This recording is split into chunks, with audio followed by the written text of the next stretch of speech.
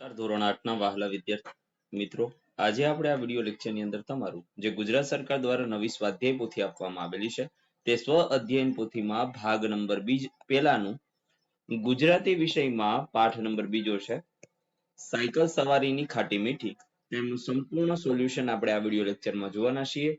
તે પહેલા નાનકડી વાત કે નીચે ડિસ્ક્રિપ્શન બોક્સમાં એક પ્લેલિસ્ટ આપેલું છે, ત્યાંથી તમે ભાગ 1 માં આવતા તમામ વિષયોનું સોલ્યુશન મેળવી શકો છો. તો ચાલો મિત્રો શરૂઆત કરીએ. પ્રશ્ન નંબર 1 થી રૂઢિ પ્રયોગના અર્થને આધારે નીચેના વિધાન માટે યોગ્ય ઉત્તર પસંદ કરી તેની સામે ખરાની નિશાની કરો. તો પહેલું, ચોરે બેઠેલા ફિલ્મ ઉતારે એ કાઠું લાગતું, તો ચોરે બેઠેલા જે લોકો છે એ આડોડાઈ કરતા એ ગમતું નહીં. બીજું છે, ચલાવતી વખતે વાત વાતમાં એને વાંકવું પડે, તો એમાં આવશે કારણ કે સાયકલ ભાડાની હતી.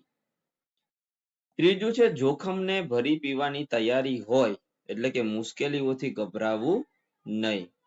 ચોથું, સાયકલ ક્યારેક દગો દઈ દે, ધ્યાન રાખવા છતાં નીચે પછાડી દે. પાંચમું, સાયકલ બાપડી થઈ જાય, જ્યારે પંચર પડતું ત્યારે સાયકલ નકામી બની જતી. ત્યાર પછી પ્રશ્ન નંબર બીજો છે, આપેલો ફકરો તમારે વાંચવાનો છે. આ ફકરોને સાયકલ પોતે બોલતી હોય ને એ રીતે તમારે લખવાનું છે. તો આપણે અહીં લખેલું છે કે ગામડાના રસ્તા કાચા, ખાડા ખડિયાવાળા, પણ મારા સવારનો એટલે કે જે એનો અસવાર હતો એ અસવારનો ઉત્સાહ કશાને ગણકારે નહીં, પણ મને બધું જ અનુભવાતું. મારું પૈડું ધૂળના ધફ્ફામાં ડૂબે કે પછી મારું હેન્ડલ કહ્યું ન કરે, તો ક્યારેક મારું પૈડું હઠાગ્રહ કરીને મને અને મારા અસવારને ઊંધે માથે કરી મૂકે. મારા સવારનો વટ બધો ધૂળમાં મળી જાય. રસ્તામાં ખાડો મોટો હોય તો હું કૂદકો મારું અને મારા અસવારને ભૂમિશયન કરાવી ફરજિયાત પૃથ્વી માતાને દંડવત પ્રણામ કરાવતી. રસ્તા વચ્ચે બેઠેલો પથ્થર તો જાણે મારા પૈડાને ચુંબકની જેમ આકર્ષતો હોય એમ મારું પૈડું તેના તરફ ખેંચાય અને પથ્થર પર થઈ અને નીચે પછડાય. તો આવી રીતે સાયકલ આપણે બોલતી હોય રીતે લખી દીધું. પ્રશ્ન નંબર ત્રીજો છે, નીચેના શીર્ષક પરથી 10 વાક્ય બનાવવાના છે. મારી પહેલી સાયકલ સવારી. તો મેં મારી લખેલી છે, તમારે તમારી લખવાની કે મેં મારા જીવનમાં સર્વપ્રથમ સાયકલની સવારી ધોરણ નંબર 6 માં અભ્યાસ કરતી વખતે મારા મામાના ઘરે ગયો ત્યારે ત્યાં 2 નવી નક્કોર સાયકલ પડી હતી. તો હું તેમાંની એક પર બેસી અને ચલાવવા લાગ્યો. એક ચક્કર, બીજું ચક્કર અને ત્રીજા ચક્કર લગાવતી વખતે સાયકલનું હેન્ડલ ધાર્યું ન ફરતા દિવાલ સાથે ધડામ કરતો અથડાયો. મારા હાથમાં અને પગમાં વાગ્યું હતું, પણ પ્રથમ સવારીનો અનુભવ ખૂબ જ રોમાંચક હતો. ત્યાર પછી પ્રશ્ન નંબર 4 છે, તમારા જન્મદિવસે તમારા મમ્મી પપ્પા તમને સાયકલની ખરીદીની ભેટ આપવા વિચારે છે. તે બંને વચ્ચે થયેલી વાતચીતનો સંવાદ લખવાનો છે. મારા મમ્મી કહે, આવતા મહિનામાં આપણા દીકરાનો જન્મદિવસ છે, યાદ છે ને? તો પપ્પા કહે, અરે યાદ જ હોય ને. મમ્મી કહે, ભેટમાં શું આપવું છે, કઈ વિચાર્યું છે? પપ્પા કહે, સાયકલ આપવી છે. મમ્મી કહે, અરે વાહ, ખૂબ જ સરસ વિચાર છે.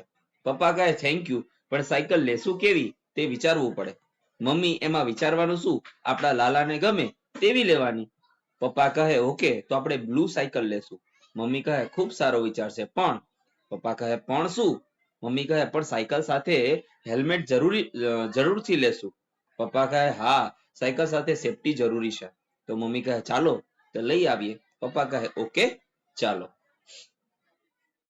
ત્યાર પછી તફાવત લખવાનો છે, મોટરસાયકલ અને સાયકલ. તો મોટરસાયકલ એન્જિનની મદદથી બળતણનો ઉપયોગ કરીને ચાલે, જ્યારે સાયકલ પેન્ડલ મારવાથી સ્વપ્રયત્ન બળથી ચાલે છે. મોટરસાયકલ વજનમાં ભારે હોય, સાયકલ વજનમાં હલકી હોય. મોટરસાયકલની ગતિ 70 કિલોમીટર થી 90 કિલોમીટર પ્રતિ કલાક સુધીની હોય, જ્યારે સાયકલની ગતિ 30 કિલોમીટર થી 35 કિલોમીટર સુધીની હોઈ શકે. ત્યાર પછી પ્રશ્નોના ઉત્તર આપવાના છે. પહેલું, ગામડાના રસ્તા પર સાયકલ ચલાવવામાં શી મુશ્કેલી પડતી હતી? તો ગામડાના જે રસ્તા હતા એ ધૂળિયા હતા તથા ધૂળમાં કાંટાઓ પડેલા હતા. તો ક્યારેક સાયકલનું ટાયર કાંટા પર જાય તો પંચર પડી જતું, આવી મુશ્કેલીઓ રહેતી. અથવા તો કાંકરા પર જો સાયકલ ચડી જાય તો સાયકલ શું કરે, સાયકલ પછાડી દેતી, આવું પણ થતું. બીજું, પહેલી વારની સાયકલ સવારી વખતે લેખકને પૃથ્વી પ્રદક્ષિણા જેવો આનંદ કેમ થયો? તો કેમથી આજથી 50 વર્ષ પહેલા સાયકલ પણ એક નવાઈની વાત હતી. ત્યારે લેખકના મામાએ પહેલી વાર તેને સાયકલ પર બેસાડી ગામની ફરતે ફેરવ્યા. તેથી લેખકને પહેલી વાર સાયકલ સવારી વખતે પૃથ્વી પ્રદક્ષિણા જેવો આનંદ થયો. ત્રીજું, સાયકલ ચલાવતી વખતે લેખક વારંવાર ઘંટડી શા માટે વગાડ્યા કરતા? તો સાયકલ ચલાવતી વખતે લેખકને માટે ઘંટડી વગાડવાનો આનંદ મુખ્ય હતો તથા લેખક પોતાનું ભાગ્ય સૌ કોઈને બતાવવા માંગતા હતા માટે વારંવાર ઘંટડી વગાડ્યા કરતા. ચોથું, લેખક વાગ્યા પર ધૂળનો ઉપયોગ કેવી રીતે કરતા? શું તે યોગ્ય છે અને શા માટે? તો ભાઈ લેખક જ્યાં છોલાયા હોય અને લોહી નીકળતા હોય ત્યાં સેપ્ટિકની જેમ ધૂળ લગાવતા. પણ આવું કરવું યોગ્ય નથી કારણ કે ધૂળમાં ઘણા હાનિકારક બેક્ટેરિયા પણ હોય છે જે ઘાવને વકો પણ લગાવી શકે છે. ત્યાર પછી આગળ ચર્ચા કરીએ તો પાંચમો પ્રશ્ન છે મિત્રો. પાંચમા પ્રશ્નની અંદર સાયકલ પર પાછળ કેરિયર પર બેસનારની શી શરત કરતા અથવા તો શા માટે આવી શરત કરતા? તો સાયકલ પર જે પાછળ કેરિયર પર બેસનાર વ્યક્તિ હોય એની શરત રહેતી કે પાછળ બેઠા પછી હેન્ડલ પરથી હાથ હટાવવો નહીં. શું નહીં કરવાનું? હેન્ડલ પરથી હાથ નહીં હટાવવાનો. કેમ કે ધૂળિયા રસ્તામાં સાયકલ સાથે ઘસડાઈ ધરાશાયી થવાની બીક રહેતી હતી તે માટે.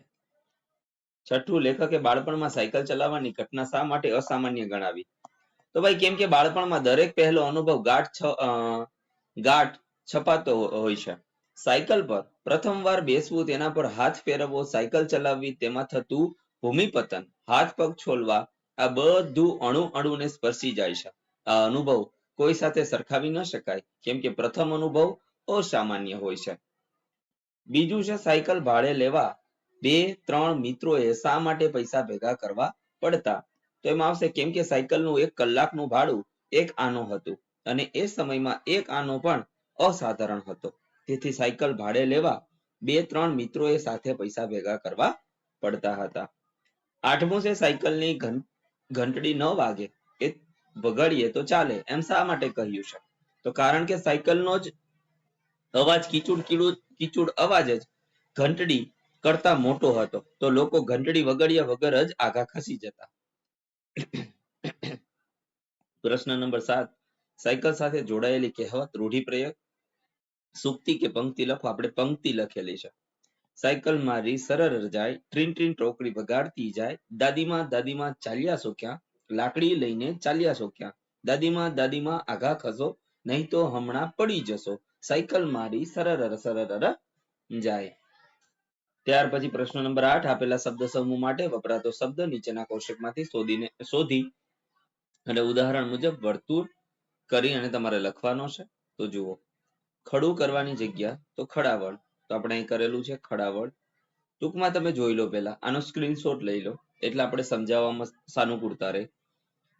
ચલો લઈ લીધો. હવે જોઈએ, સાધારણ ન હોય તેવું અસાધારણ, છબડા ઘાટનું લોઢાનું એક પાત્ર તગારું, જેની ઉત્પત્તિ કે વપરાશ ઘરમાં જ હોય તેવું તો ઘરગથ્થું, સામાન્ય વય ધરાવતું સમાન વય ધરાવતું સમવયસ્ક, જેનું મૂલ્ય રૂપિયાના 16મા ભાગનું હોય તો આનો, હઠપૂર્વકનો આગ્રહ હઠાગ્રહ, જમીન ઉપર સૂવું તે ભૂમિશયન, રોમાંચ પમાડે તેવું તો રોમાંચક. ત્યાર પછી પ્રશ્ન નંબર 9 છે. આપેલા શબ્દની ધ્વનિઓ છૂટા પાડવાના છે. પંચરને આપણે અહીંયા જોઈ શકો પાડેલા છે. મીઠાઈ તો અહીંયા પાડેલી છે. જંબુરીઓ તેની પણ પાડેલી છે ફરજિયાત, અને લોહ ચુંબક આનો પણ સ્ક્રીનશોટ લઈ લો એટલે તમને સરળતા રહે. ત્યાર પછી પ્રશ્ન નંબર 10 છે. તમારા વિસ્તારની સ્થાનિક બોલીમાં વપરાતો શબ્દ લખી તેનો વાક્યમાં પ્રયોગ કરો. તો પેલા ભીત તો દિવાલ, અમારા ઘરની ભીતો રંગ રોગાનથી ખીલી ઉઠી. બીજું છે તગારું, તો તગારામાં રોજ સવારે કચરો એકઠો કરાય. ત્રીજું રમરમાટી, તો મારું બળદગાડું રમરમાટી કરતું ચાલે છે. હામ, તો મમ્મીને મીઠાઈનું પૂછવા જવા માટે હૈયામાં હામ ભરી. પાંચમું પંચર, મારી સાયકલના ટાયરમાં પંચર પડ્યું છે. પ્રશ્ન નંબર 11, એકમના આધારે કારણ આપો. પહેલું, પેટમાં શેરડા પડી ગયા કારણ કે નદીના પાડા પછીના ઢાળ પર સાયકલ રમરમાટી કરતી દોડતી હતી એટલા માટે પેટમાં શેરડા પડી ગયા. બીજું, દરેક સાયકલનું એકાદ અંગ ઘવાયેલું હોય છે કારણ કે સાયકલો નવી નહોતી પણ કુડલામાં વપરાયેલી હતી તેથી. અને આ સાયકલો કેવી મળતી હતી? ભાડેથી મળતી હતી એટલા માટે. ત્રીજું, હનુમાન દાદાને મનોમન ભલામણ થતી કારણ કે સાયકલ ચલાવવાનો વારો જલ્દી આવે એટલા માટે. ચોથું, લોખંડના દાંડિયા પર બેસવું અનુકૂળ નહોતું કારણ કે લોખંડનો દાંડિયો કેવો હતો? લોખંડનો દાંડિયો સજ્જડ હતો અને રસ્તો કેવો હતો? ધૂળિયો હતો એટલા માટે.